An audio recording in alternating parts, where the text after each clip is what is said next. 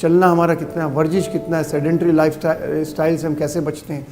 تو اس میں ہم یہ کہتے ہیں کہ 20 منٹ صبح 20 منٹ شام کو جو آپ برسک واکنگ کریں. برسک کا مطلب ہو گیا تھا ہم تیز چلیں.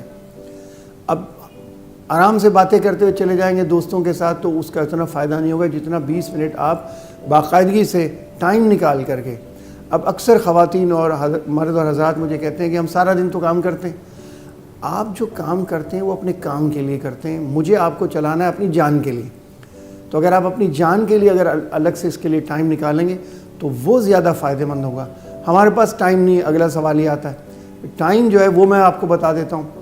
سب سے بڑا ہمارے مذہب نے ہمارے لیے ٹائم نکال کے دیا ہے کہ مجھ پر، آپ پر، سب پر نماز فرض ہے. 5 وقت کی مجھے نماز پڑھنی ہے. اگر 5 وقت کی نماز پڑھتا ہوں تو اس کو اگر میں لے لوں کہ یہ ایک میری ایکسرسائز کا بھی حصہ ہے. حالانکہ مجھے کہنا نہیں چاہیے نماز نماز ہے، لیکن میں سمجھانے کے لیے بتا رہا ہوں کہ ہماری وہ بھی ایکسرسائز میں شامل ہے. اب اگر میں صبح فجر کی نماز مسجد میں جا کے پڑھتا ہوں تو ہمارا اچھا خاصا چلنا ہو جاتا ہے اس میں.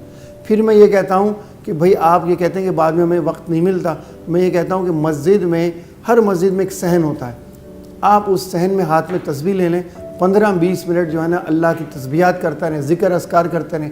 قرآن شریف آپ نے پڑھا ہے، چھوٹا سا سپارہ لے کے آپ چلتے چلتے سپارہ پڑھ لیں.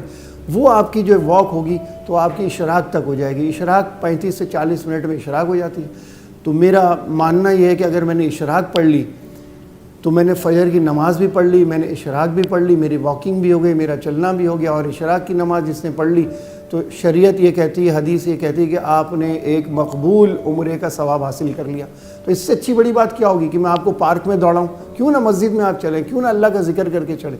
تو آپ کا جو آنے والا دن ہے وہ بہت خوش و خرم گزرے گا.